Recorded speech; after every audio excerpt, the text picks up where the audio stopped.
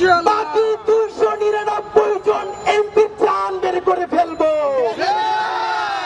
হকের উপরে থাকবেন। অনেকে বলে সিস্টেমের মধ্যে ঢুকে সিস্টেম চেঞ্জ করতে পারবো না। সিস্টেম চেঞ্জ করতে যাব আমি, আপনারে কে বলছে?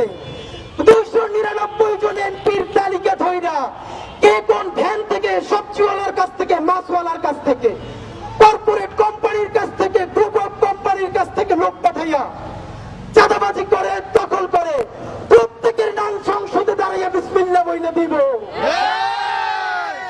সুতরাং এই ঢাকাতে আমার শত্রু কারা?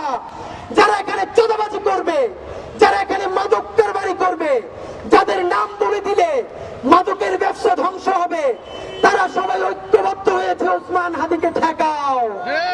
এই চাঁদাবাজি সিন্ডিকেটের সাথে জড়িত, যারা সেই আমলাতন্ত্রের মধ্যে জড়িত, আজকে সকল চাঁদাবাজের সেই গ্রুপ, মাফিয়াতন্ত্রের গ্রুপ, দখলবাজদের গ্রুপ এক হয়েছে যে এই ছেলে তো সবার নাম বলে দিবে।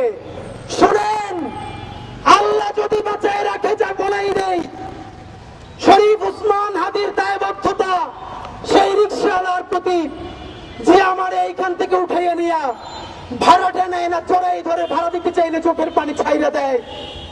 আমার দায়বদ্ধতা সেই চাওয়ালা শ্রমিকওয়ালা ভাই বোনদের প্রতি যে 50 টাকা 100 টাকা দিয়ে আজকে আমার র্যালি কইরে দেয়।